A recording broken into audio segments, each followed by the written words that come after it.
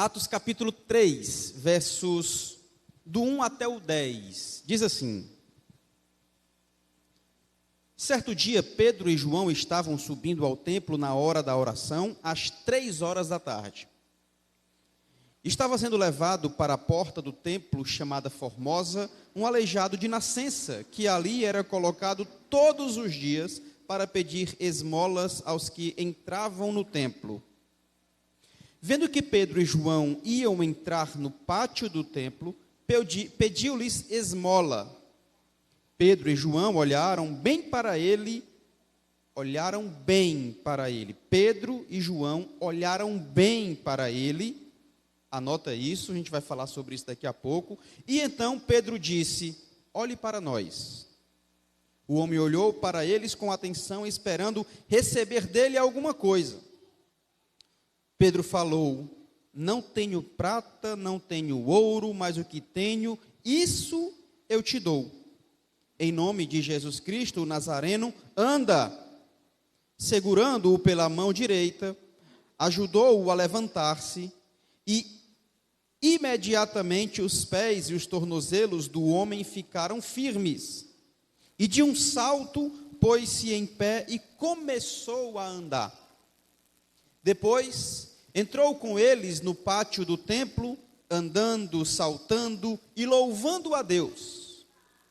Quando todo o povo o viu andando e louvando a Deus, reconheceu que era ele o mesmo homem que costumava mendigar sentado à porta do templo chamada Formosa.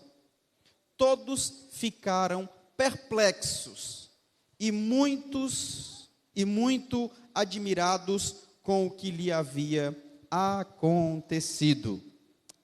Amém. Glória a Deus. Louvado seja Deus. Todo mundo conhece o livro de Atos.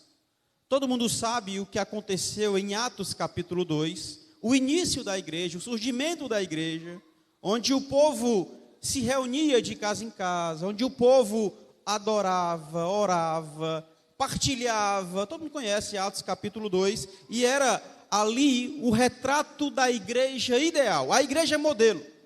Era coisa linda, coisa linda. No capítulo 3, o Lucas, ele continua compartilhando algumas boas verdades. Mostra que o povo, a igreja, os cristãos, continuavam evangelizando, continuavam adorando, continuavam buscando a palavra, continuavam indo ao templo. Dessa forma, o Lucas, historiador, médico, ele mostra que a igreja modelo, a igreja no início, estava reproduzindo o amor de Deus, estava compartilhando o evangelho.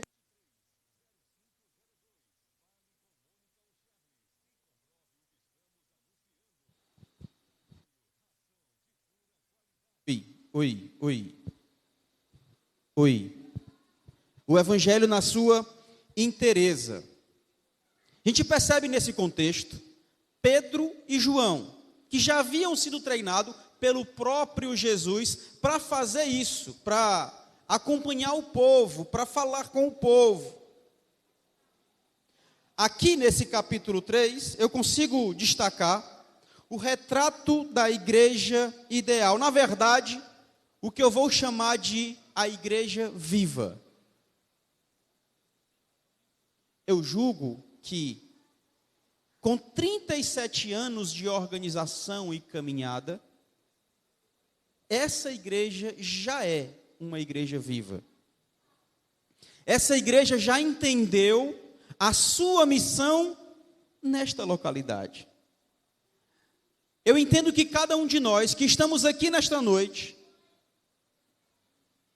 celebrando 37 anos de Igreja de Cristo em Morada Nova, temos a intenção de servir com alegria, como uma igreja que é viva. E é por conta disso que eu gostaria de compartilhar alguns pontos com você nesta noite. 3 fundamentos, apenas 3. Apenas 3 fundamentos, para a gente discorrer ao longo desses 30 minutos. Primeiro, versículo 1, a gente percebe que Pedro e João estavam indo para o templo. Fazer o quê? Orar. Eles iam na hora da oração. Eles estavam indo ao templo. Eles estavam subindo ao templo. Primeiro ponto aqui de uma igreja viva é que essa igreja, ou igreja viva ou cristão, tá, que é avivado, na sua rotina, no seu dia a dia, na sua jornada, na sua caminhada, a vida do cristão, aqui representada por Pedro e João, ela é definida pelos pilares da disciplina espiritual, que é a palavra e a oração. Vem cá, deixa eu dar uma palavra rápida sobre isso. Quanto mais a gente caminha, mais a gente tem a tendência de achar as coisas muito normais. E aí, a mídia vai dizer, e isso está muito forte em nosso meio, com certeza há 37 anos não era assim. A mídia está dizendo que a Bíblia não é a palavra de Deus. A Bíblia está... Eu estou me lembrando aqui, que da outra vez que eu estive, acho que eu falei algo sobre isso também. Eu acho que eu falei sobre isso também. A Bíblia não é mais a palavra de Deus para a mídia. Quer dizer, nunca foi, mas eles não combatiam isso. Hoje é muito forte. A oração deixou de ser rotina para o cristão. Lamentavelmente, eu estou falando dos cristãos. Há 37 anos, quando essa obra começou a ser organizada aqui, sem sombra de dúvida, era debaixo de muita oração. Eu não estou dizendo que você não faz isso, eu não estou dizendo que a igreja não faz isso, eu estou dizendo que este é o retrato de uma igreja viva, e que nós precisamos, se não fazemos, passar a fazer, ou voltar a fazer, e se já estamos continuando fazendo, vamos dar sequência a isso. Quando eu olho para Pedro e João, que me representa, que representa essa igreja, a rotina deles é a leitura da palavra, é a oração. Sabe por quê, gente? Porque sem esse encontro com o Deus Todo-Poderoso, constantemente, esse encontro com o nosso Deus eterno, diariamente, eu não vou conseguir produzir frutos. Meus irmãos, minhas irmãs, acho que vocês acompanham isso também. A igreja, no Brasil e no mundo, tem sofrido inúmeros ataques, inclusive de dentro da igreja.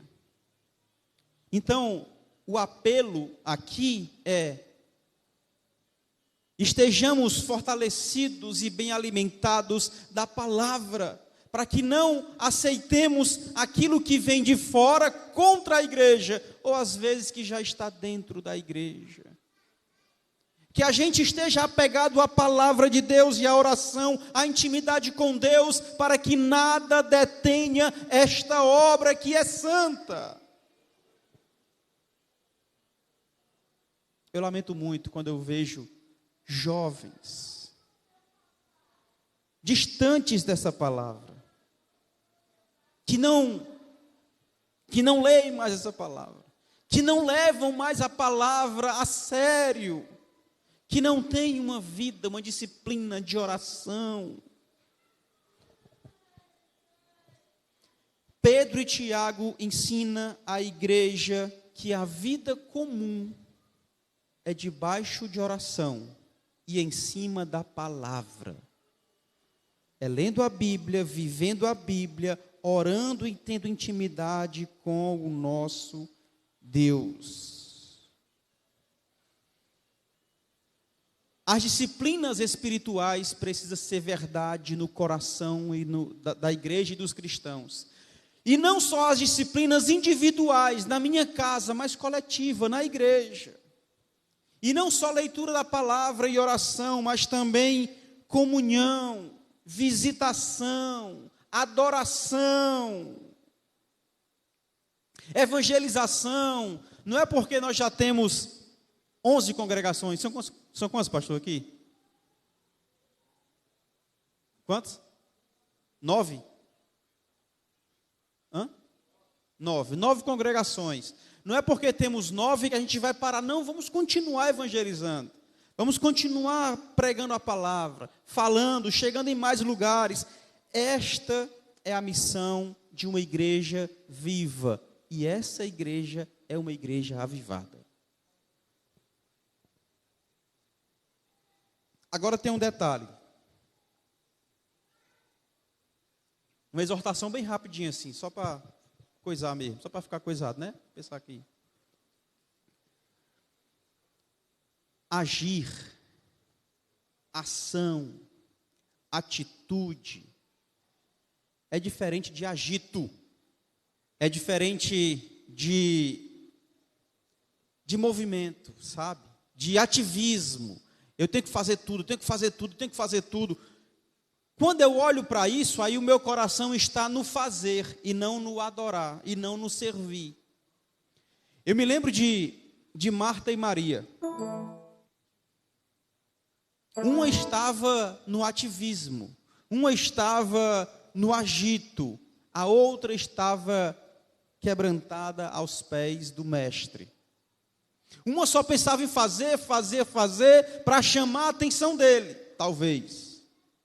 A outra estava com o coração destruído com ele, em relacionamento com ele. Repito, é importante evangelizar, visitar, participar das programações da igreja, mas sem se debruçar aos pés do Salvador, não adianta, é preciso a palavra de Deus e a oração. A comunhão, a adoração, a visitação, tudo isso é um complemento. Aliás, é um resultado. É o que vai acontecer quando eu leio, estudo a palavra e tenho oração, relacionamento com o meu Deus. O segundo ponto que eu quero falar falei primeiro da vida comum da igreja e dos cristãos. Disciplinas espirituais. Há 37 anos é assim. Há 100 anos é assim. Há mais de 2000 anos é assim. Nós não podemos parar com essa prática. Segundo, a crise espiritual do mundo em que nós vivemos. O fato de termos uma igreja viva.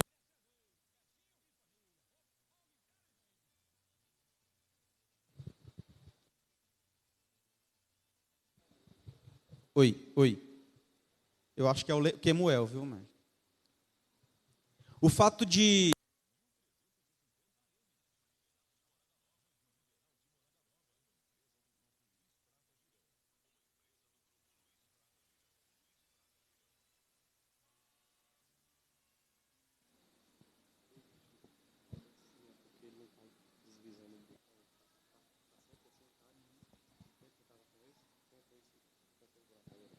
Oi. Vamos lá. A crise espiritual do mundo em que vivemos. Além dessa igreja viva ter uma rotina de disciplinas espirituais, como eu falava, há 2000 anos é assim. Não vamos permitir que isso acabe. Só que para que eu entenda essa rotina, eu preciso também olhar para a condição deste mundo em que nós vivemos, que aqui é representado pelo camarada que estava lá só pedindo esmola, enfermo há muito tempo, pedindo esmolas. A crise espiritual do mundo em que nós vivemos. Eu preciso entender isso, gente. Primeiro, porque a humanidade já nasce em pecado. Primeiro, que essa enfermidade já é impregnada, representando a condição destruída, caída do mundo em que vivemos, do ser humano em si. E aí é importante esse diagnóstico, porque a gente só vai conseguir encontrar o remédio ideal para uma enfermidade quando eu tenho o diagnóstico disso, quando eu sei exatamente onde isso vai me levar. A partir daí, do diagnóstico, eu consigo fazer o tratamento ideal. E o tratamento ideal para esta sociedade corrompida é o arrependimento e o perdão do pecado. Uma igreja viva, ela olha e vive as disciplinas espirituais. Uma igreja viva olha para o mundo e percebe a realidade, a crise existente, a crise espiritual, a crise que destrói a sociedade como um todo. A igreja que é viva, ela não se acomoda, não se acostuma com o que está acontecendo nesta sociedade corrupta, corrompida, desagradável, desgraçada, destruída. Não dá para a gente se acostumar, gente.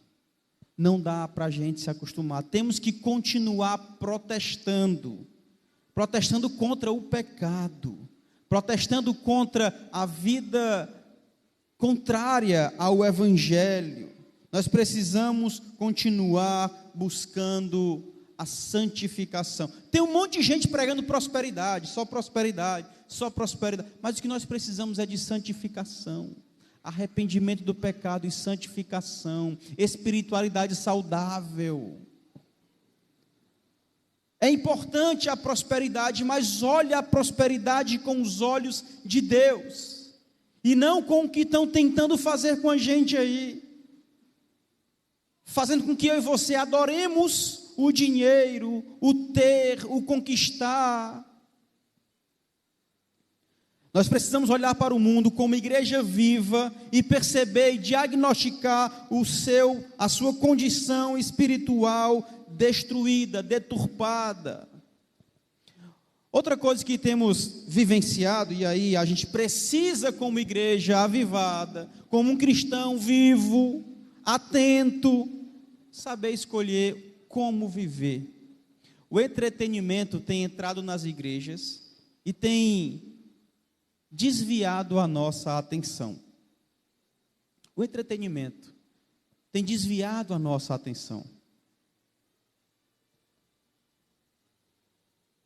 Nós estamos muito preocupados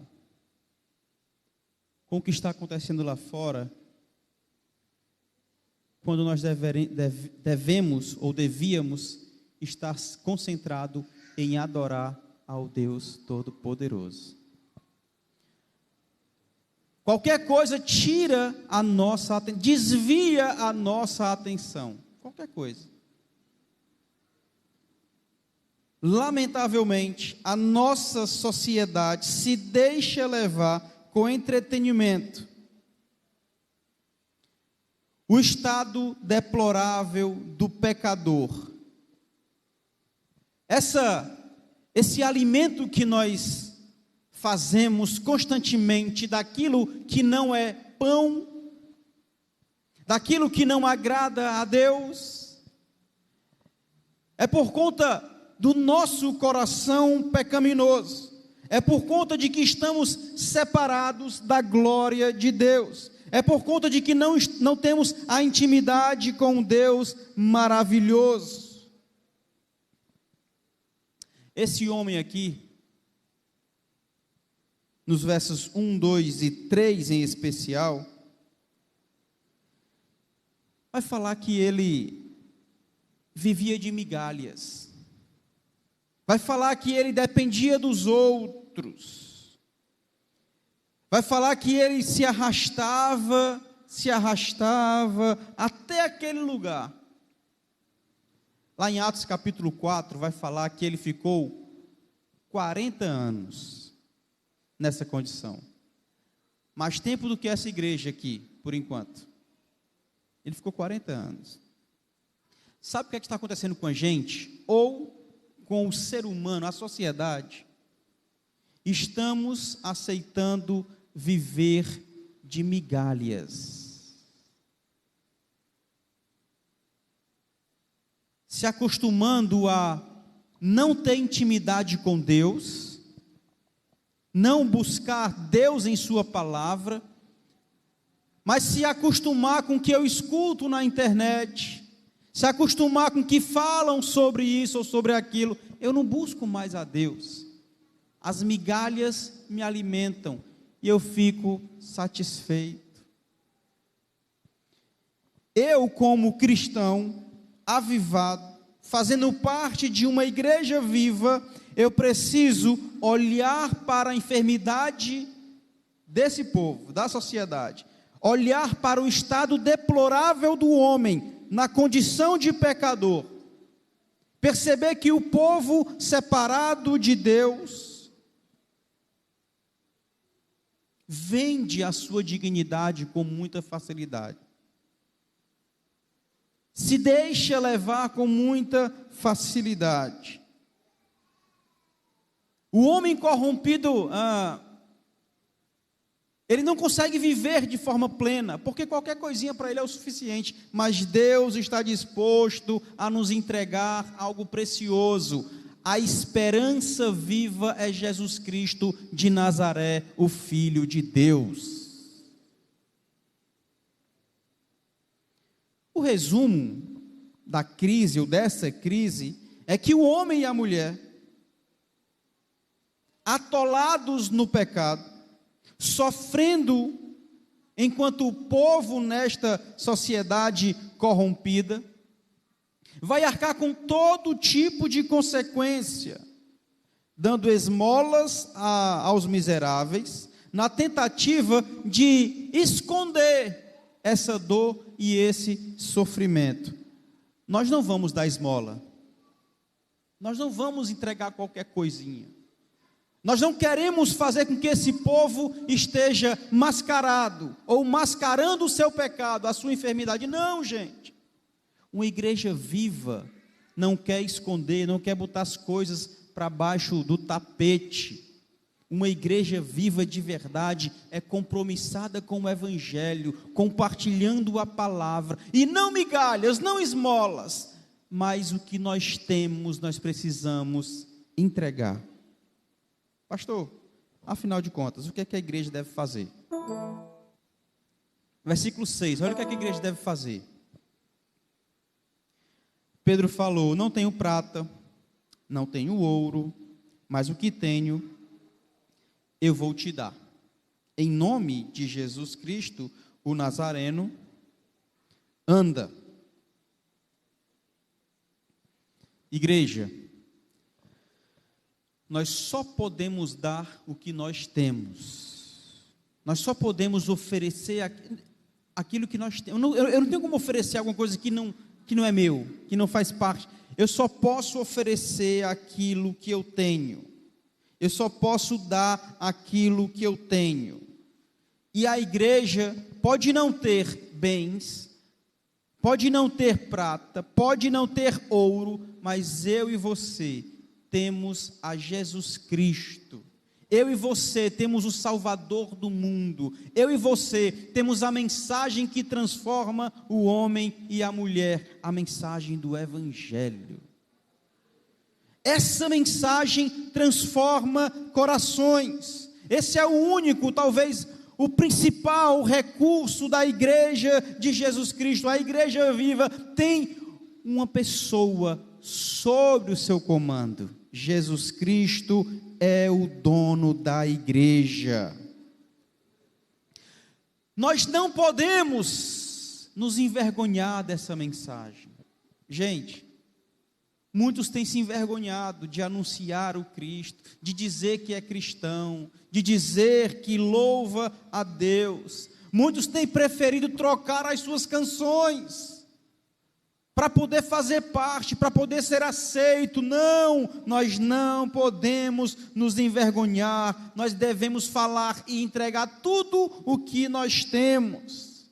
Temos que apresentar o evangelho total. Nós temos que falar de Jesus, temos que falar do pecado, temos que mostrar a ferida e trazer a solução, o remédio, que é Jesus, o Filho do Deus eterno. Nada mais do que isso. Não precisa inventar, nada menos também. É Jesus. Jesus é o remédio para o povo. Por quê, pastor? Porque Jesus é tudo que a igreja tem. Tudo que nós temos é a pessoa bendita de Jesus. Graças a Deus por isso. Louvado seja Deus por isso. Porque é justamente dele que nós precisamos.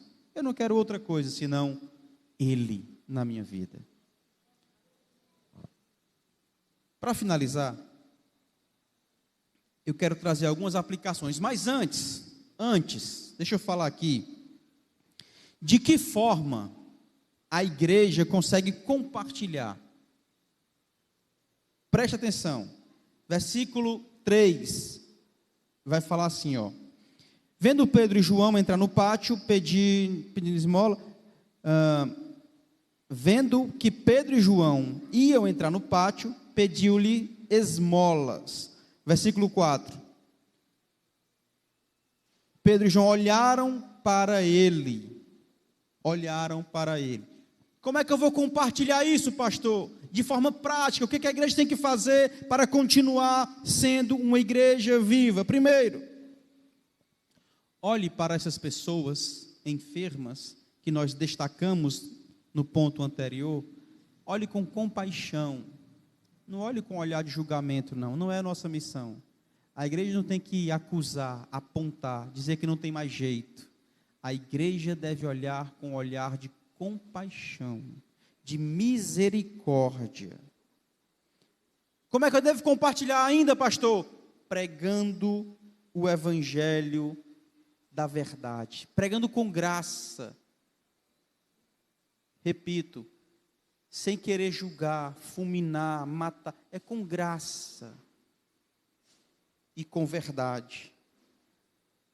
E o terceiro ponto, versículo 7 e versículo 8, vai falar assim, ó: eles seguraram a mão do camarada, ajudaram ele a se levantar, imediatamente os seus pés e tornozelos ficaram firmes, e num salto ele começou a andar. Sabe qual é o terceiro ponto de como eu devo compartilhar isso? Acompanhando as pessoas, discipulando as pessoas através de um relacionamento verdadeiro. Então vamos lá, 3 pontinhos que nós precisamos compartilhar. Primeiro, olha com olhar de compaixão e misericórdia, sem julgamento. Você tem jeito, ele tem jeito, eu tive jeito.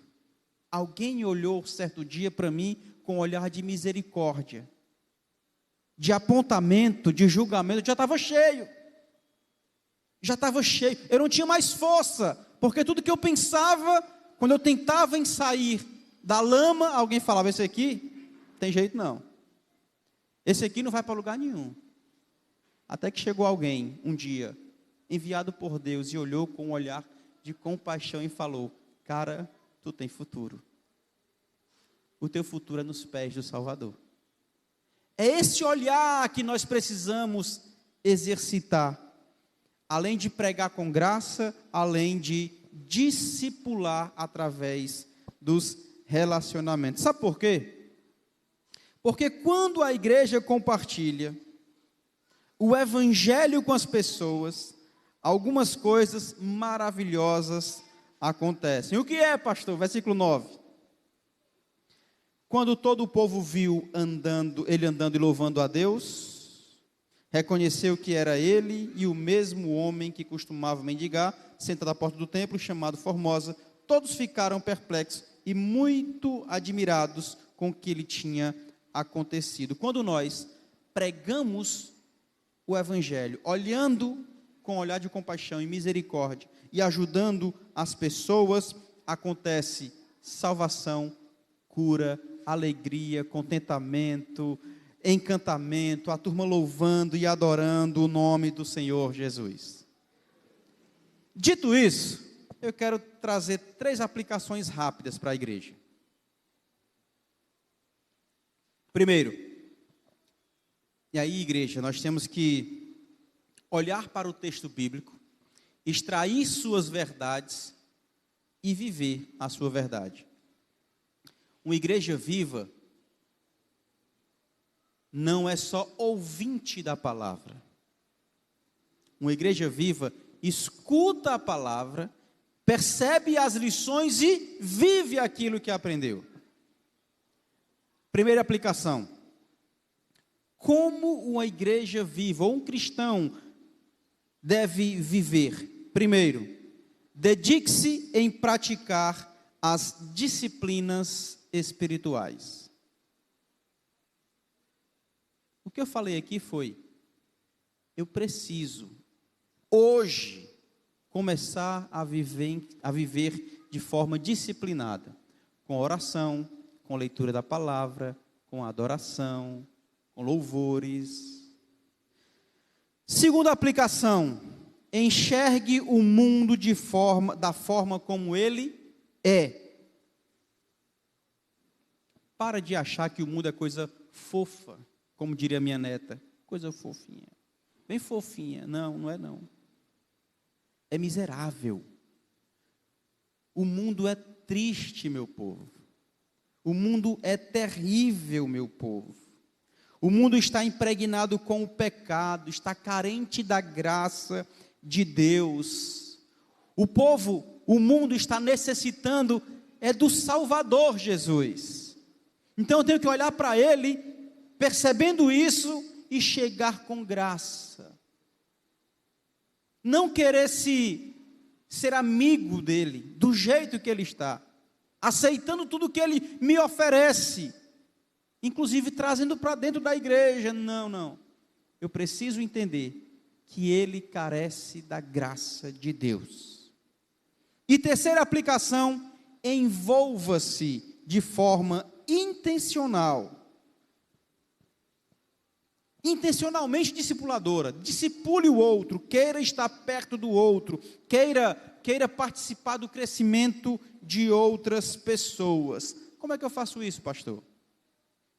Do jeito que Pedro e João fizeram aqui.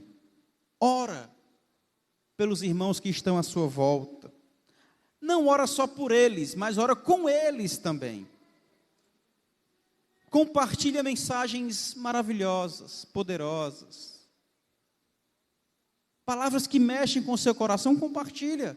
Pode ser bom para outras pessoas. Incentiva. Caminha juntos. Estende as mãos. Ajuda em momentos difíceis.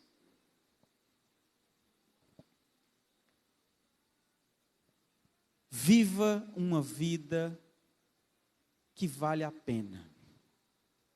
A igreja do Deus vivo precisa viver uma vida que vale a pena. E uma vida que vale a pena é que transforma vidas que estão ao seu redor.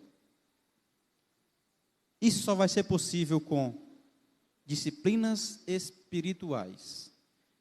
Isso só vai ser possível quando eu percebo a enfermidade lá fora. Isso só vai ser possível quando eu auxilio e discipulo pessoas que estão ao meu redor. Eu creio que essa igreja é uma igreja viva há 37 anos e continuará para a glória de Deus. Amém.